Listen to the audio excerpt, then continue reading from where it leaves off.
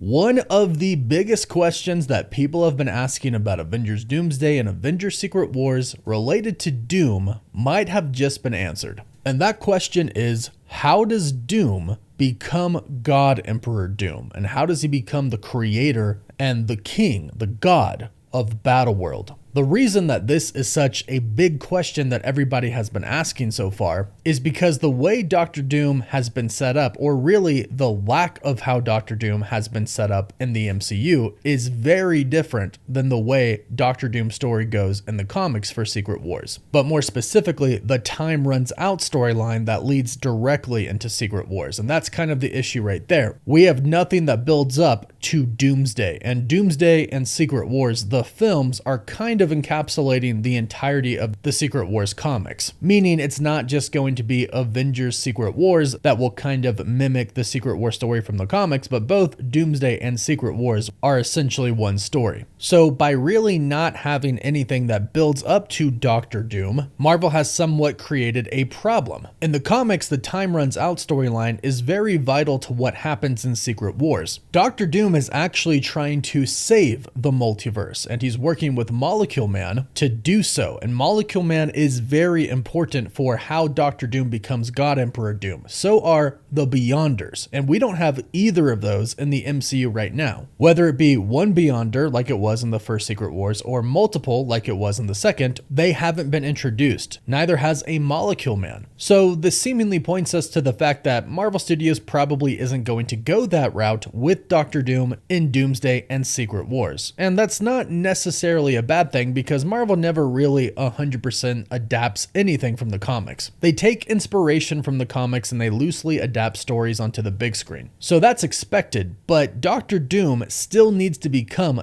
God Emperor Doom. He's the new villain that's supposed to be bigger than the last, bigger than Thanos, who wiped out half of the universe. Well, Doom is seemingly going to wipe out all of the multiverse. Kind of. And I'll explain what I mean by that in a second. But the point is, he has to become big enough to be the massive threat that he is. They have to portray him right. So back to the main question, if Doom doesn't have a Molecule Man and he doesn't have the Beyonders to be able to get this massive power, how does he get it? Well, just so you're aware, in the comics, the Beyonders are god beings, and he manages to defeat them by sending basically a giant bomb, a bomb that is essentially a bunch of Molecule Men in a container. But when he defeats them, Molecule Man takes their powers and gives it to Doom. That is how he is able to get such power. And side note, Doctor Strange is there with them, but denies the power. He doesn't want it. He walks away. So what could do that for Doom in the MCU, especially if we haven't met such powerful beings? And of course, Marvel Studios could introduce them, but we're kind of getting a little late for that, and it might be a little too overwhelming for the audience. And of course, I'm talking about the casual moviegoers, not people like us who live this every day.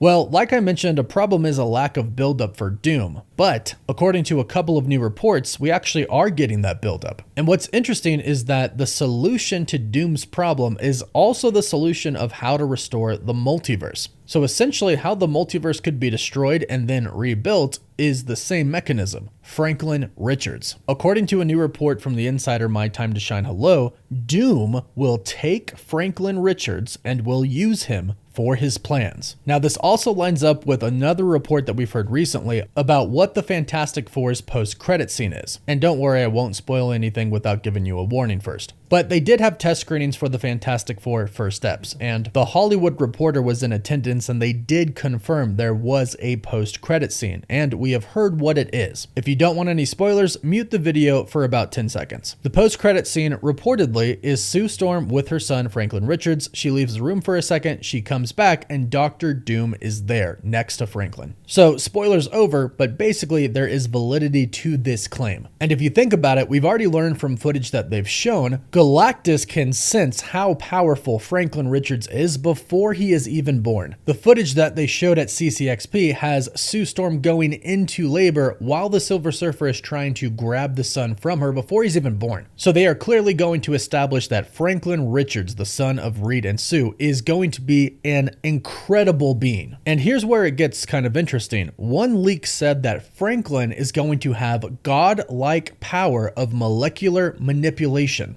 Well, the second that I heard that, I thought instantly Molecule Man. Obviously, this isn't comic accurate, but perhaps Franklin could take the place of Molecule Man in this story of Doomsday and Secret Wars. And story-wise, this would certainly solve the big problems that we have currently with no Molecule Man and no Beyonders existing, because they're going to introduce Franklin in the Fantastic Four First Steps. In fact, First Steps is also a nod to the baby, Franklin Richards' First Steps. So that's actually good world or universe or multiverse building there. They're going to establish that Franklin Richards is something special. In the comics, he can literally create universes and he can change reality. In the comics, when Norman Osborn is in the Baxter building and literally is shooting at Franklin and his sister Valeria, Franklin turns his toy gun into a real gun and he shoots Osborn, and everybody is super confused because he clearly has a toy gun, but his powers made the bullet real. So by introducing Franklin into the MCU in First Steps, that is literally introducing a godlike being into the universe, nay, the multiverse. And that's what has been missing, a way for Doom to actually ascend to God Emperor Doom status. So Franklin Richards being the way that Doom ascends beyond makes sense, especially if you combine this with what we have previously heard Doom is trying to do, and that is get to Loki. Loki right now is currently holding the multiverse together. And remember back to the Loki season 2 finale, when the loom broke, all of the branches were dying. Loki literally powered them back on. That's why he's there now. He is essentially the core to the multiverse. That might be a power that Doom wants. Now, in the Time Runs Out story where Doom is with Molecule Man and even Doctor Strange at the end, Doom is actually trying to save the multiverse. He finds out about its impending doom. The Beyonders are going to destroy every single universe in the multiverse, so he works with Molecule Man to try and save it. Ultimately, they figure out that they can't save it. But instead of letting everything just die, Doom decides that he should try to save one thing, and even Doctor Strange agrees. And that might be something we see with Franklin. Now in the comics, Franklin really is a complicated character because of his powers. He can literally age himself up and back again. And he has precognition, he can see into the future. I mention this because perhaps he sees that Doom could be the only way to actually save something. It's kind of like an Infinity War where Doctor Strange saw all of these outcomes, but there was only one way to win. Well, the Russo brothers and Christopher Marcus are writing and directing Avengers Doomsday and Avengers Secret Wars, and them combined with Stephen McFeely did the same for Infinity War and Endgame. Perhaps they use sort of the same plot device here to ascend Doctor Doom from man to God. Perhaps we get a scene where Franklin realizes that it's the only way, but he also sees how it can all be undone and the multiverse can eventually be brought back, which I also believe he is going to ultimately do. I believe Franklin Richards is a key plot device in a lot of the story moving forward, and that's why they're choosing to introduce him in Fantastic Four First Steps. A lot of us thought that it was pretty quick. They're already introducing Reed and Sue's kids, or at least one of them, when we're meeting them for the first time in the MCU, but I believe that's because he's going to play an insanely important role in Avengers Doomsday and Secret Wars. And if this all comes together like I think it is, then he's going to have his hand in the destruction of the multiverse and the creation of Battleworld. And remember, we have seen that leaked concept art where Doom is on his throne and Franklin and his mother, Sue, are by his side. So that is most likely going to happen, but he'll also have his hand in the restoration of the multiverse at the very end. So let me know what you think about my theory based on these new reports in the comments down below. Don't forget to like this video and subscribe so you don't miss out on any of the latest MCU news, rumors, or leaks. You can find us on other social medias, and as always, thank you all so much for watching.